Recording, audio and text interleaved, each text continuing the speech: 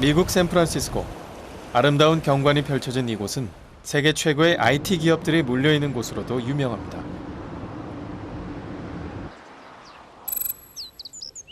꿈의 직장이라 불리는 이곳.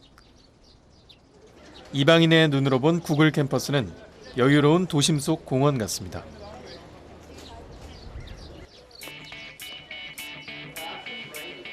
안으로 들어가면 가장 먼저 시선을 끄는 곳이 있는데요.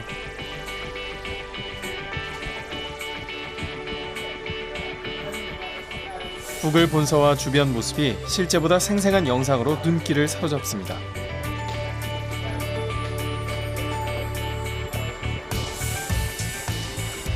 이들이 바로 구글러입니다. 구글에서 일하는 직원들을 일컫는 말인데요. 모든 게 무료라는 구글러들의 점심시간.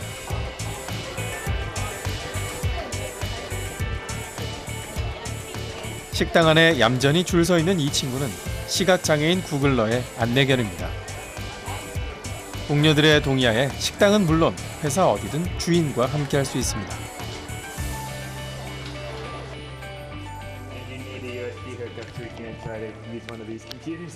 차고처럼 꾸며진 이곳은 구글러들의 놀이터 중 하나입니다. 세계적인 트렌드를 체험해 볼 수 있는데요. 이날 직원들의 호기심을 자극한 건 3D 프린터. 근데 작은 문제가 있나 봅니다. Yeah, none of us have any experience doing this, so we thought we'd just try it out. Yeah, we're just here to play. Robert, you want to try to download this? 오늘 안은 알아낼 수 있겠죠. 뭐 여러 가지 금전적인 이유도 있고 업무 환경도 있고 하겠지만 특히 개발자들에게 대해서는 그분들이 하고 있는 여러 가지 생각들을 아이디어들을 펼칠 수 있는 장이 만들어져 있고 그런 것들 가능케 하는 동료들, 그다음에 경영진의 비전, 또 여러 가지 자금력 이런 것들이 충분히 뒷받침되기 때문에 엔지니어들이 특히 선망의 직장을 생각하는 것 같습니다.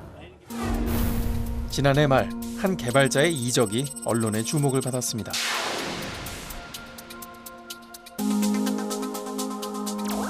블레이즈는 마이크로소프트사의 스타급 개발자입니다. 그런 존재가 경쟁사로 옮긴다는 것, 그 파급력은 엄청납니다. 벌써 그분의 명성을 듣고 벌써 인재들이 구름같이 몰려들어서 벌써 팀이 아주 견고하게 짜여져 있습니다. 미국에서 소프트웨어 개발자는 최고의 직업 중 하나입니다. 그들이 받는 연봉만 봐도 알 수 있는데요. 개발자 평균 연봉이 페이스북, 구글보다 높은 주니퍼 네트워크스. 정보기술과 컴퓨터 네트워크 관련 제품을 생산, 판매하는 기업입니다. 가장 기본이 되는 밑단의 기술을 보유하고 있어 그 어느 기업보다 개발자를 우대하고 있습니다.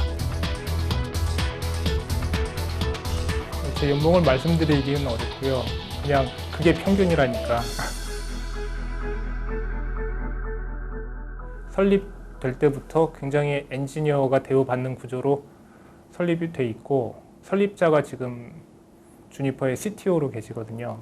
그분 시작할 때 그 생각부터가 굉장히 엔지니어 우대하는 생각으로 돼 있어서 내부에서 엔지니어 발언권이 굉장히 큽니다.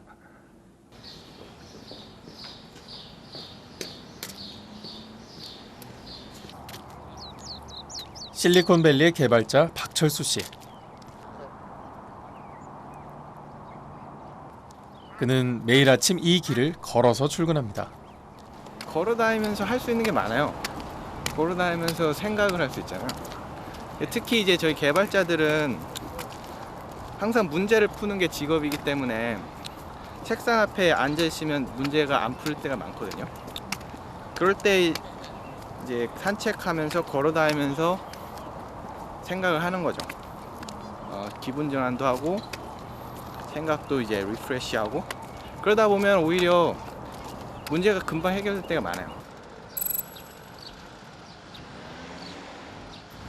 여기가 넷플릭스 제가 일하는 빌딩이에요.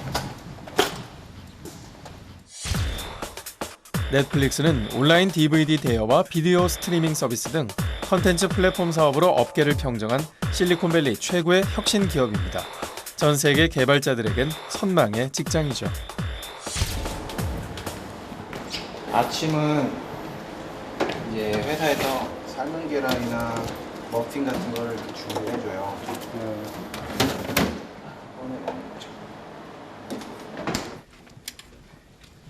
이곳은 빅데이터 플랫폼 개발자들이 일하는 건물입니다.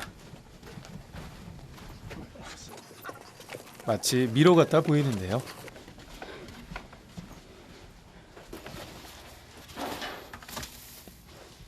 업무 공간은 개인의 취향에 달려 있습니다.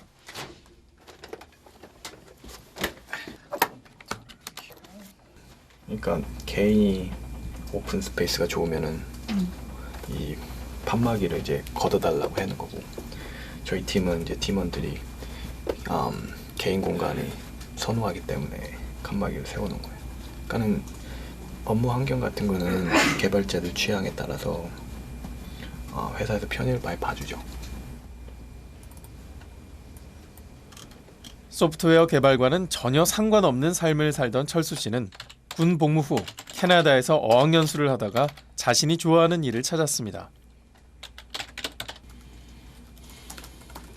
한국에서는 전공을 선택할 때 사실 별 생각이 없었죠. 그냥 점수 맞춰서 그냥 가야 되겠다. 그래서 그냥 수능 점수 맞춰서 정치학과를 간 거고, 여기서는 이제 여러 가지 수업을 듣다가 이제 프로그래밍 수업이 제일 재밌었고, 이제 제가 이제 잘하는 것 같아서 이제 선택을 하게 된 거죠. 실리콘밸리의 기업들은 면접을 볼 때 개발자의 기본기를 가늠하는 코딩 심사를 합니다. 지원자는 코드 짜는 과정을 면접관에게 보여주어야 하죠. 접근성을 보는 거예요. 얘가 어떻게 접근하는지, 어떤 식으로 이제 우리가 문제를 풀 건지 시뮬레이션을 해보는 거죠. 그래서 얘가 이제 설사 문제를 못 푼다 그래도, 자기가 기대했던 답이 아니다 그래도 얘가 뭐랄까 기발한 생각을 냈다거나 자기와 전혀 다르게 생각을 할 수 있다, 좋은 사고 능력을 보였다, 그러면 이제 점수를 따는 거예요. 근데 이제 틀에 박힌, 아무리 뭐 잘해도 막 틀에 박힌 외워서 어떤 답을 제시하고 이러면은 오히려 점수를 이제 삭감되는 거죠. We talk about Netflix like a major league sports team. So we look to find the best people, the people that are great at what they do, that are stars at what they do, and we put them together in a team that work together on delivering the best product. So it's kind of competitive in that way, but everybody plays kind of their position, and you know, as long as you're excelling in your position, you're definitely part of the team.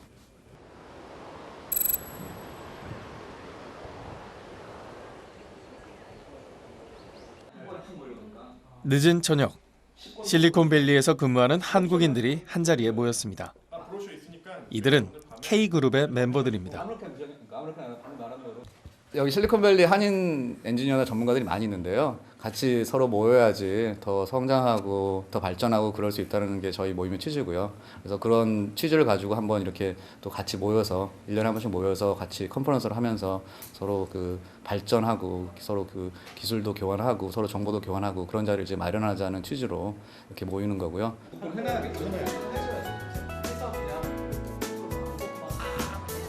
다음 날 밤 K그룹 멤버들이 퇴근 후 모였습니다.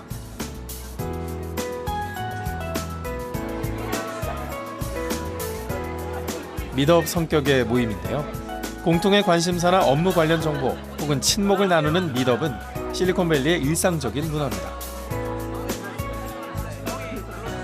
K그룹에서 하는 K9이라는 걸 작년에 갔었거든요. 근데 거기 거의 200명 가까이 사람들이, 한국 사람들이 쫙 있는데 정말 약간 가슴이 약간 벅차면서 한 2만 사람들이 여기서 있단 말이야. 너무 놀랐어요, 진짜. 약간 가슴이 뛸 정도로 되게 좋았어요. K그룹의 회원 수는 약 3천여 명. 그중에 대다수가 개발자인데요. 그렇게 많은 한국인 개발자가 실리콘밸리에 진출해 있습니다. 서울의 한 방송사.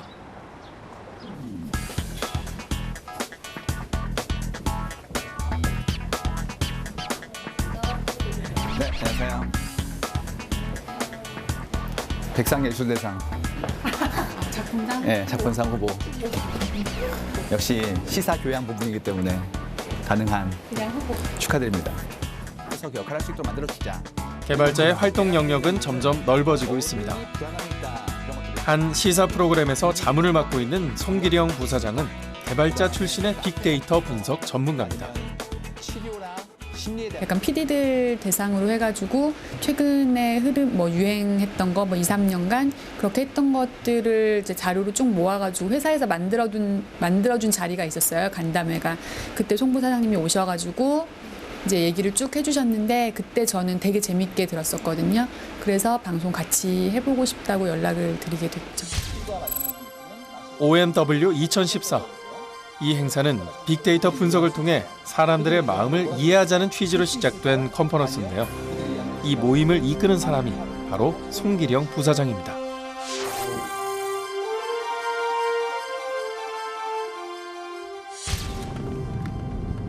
컴퓨터 과학으로 박사 학위까지 딴 송기령 부사장은 10년간의 개발자 삶을 접고 새로운 영역으로 움직였습니다. 왜 그랬을까요? 문제를 내고 싶었어요. 그러니까 개발을 하는 사람들은 물론 이제 주체적으로 문제를 본인이 내서 하는 경우도 있지만 많은 경우에는 누군가가 낸 문제를 푸는 쪽에 더 많이 공력을 얻게 되는데 그런 것보다 어떤 문제를 내가 주도하고 내고 싶었기 때문에 그쪽으로 이제 움직이게 된 거죠. 그가 임원으로 있는 이 회사는 빅데이터 중에서도 소셜 데이터를 분석해 사람들의 마음속 생각과 욕망을 알아내는 데 관심이 많습니다. 그래서 직원들은 과학과 인문학은 물론 종교와 철학, 예술에서 심리학까지 다양한 분야의 전공을 가지고 있습니다.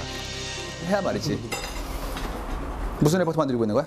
실습같이 이제 많이. 오, 그거 금요일날 발표한다고 안 그랬어? 저는 발표는 안 해요. 언제 하는데? 그러면. 발표는 없고요. 그냥 저희끼리 공유할 것 같아요. 멋지다. 그래도. 소프트웨어를 읽는 개발자에서 데이터 속 사람들의 마음을 읽게 된 송기령 부사장. 직업은 달라졌어도 변하지 않는 가치가 있습니다. 비즈니스가 아니라 인간을 위한 거다라고 바라본다면 우리가 해야 될 일이 좀 더 명확해지고 좀 더 콘크리트해지고 좀 더 유지될 수 있지 않을까? 저는 가능하면 그 중심에 사람이 있길 바라요.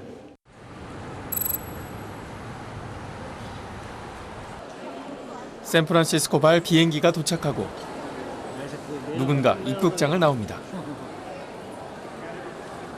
대표님, 한국에서 일정이 앞으로 어떻게 되세요? 2주간 있을 거고요. 네. 대부분 회의. 미국과 한국을 오가며 바쁜 삶을 살고 있는 그는 개발자입니다.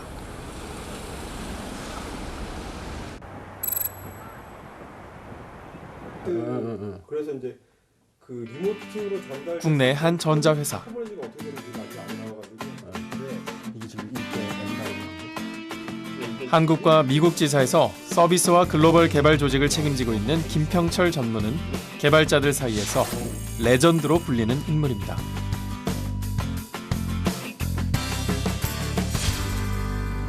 지난해 말 그는 스카웃 제의를 받고 이 회사로 옮겼는데요. 새로운 곳으로 갈 때면 그가 지키는 가치가 하나 있습니다. 내가 거기 가면 무슨 프로젝트를 할 수 있는 거지? 그 프로젝트로 어떤 세상을 내가 만들 수 있는 거지? 그러니까 어떤 고객 가치를 만들어낼 수 있는 거지? 그다음에 그걸 하면 내가 뭐를 배울 수 있는 거지? 이런 것들이 굉장히 중요한 요소예요. 직장을 떠날 때도 그게 중요한 요소이고요. 예를 들면 더 이상 흥미있는 프로젝트가 없어요. 더 이상 내가 이 프로젝트, 이 회사에 계속 있어서 프로젝트 해봤자 배울 수 있는 것도 하나도 없고 그러면 이제 적당히 떠나는 준비를 하게 되죠. 그는 같은 길에 들어선 학생들에게 관심이 많습니다. 나이스.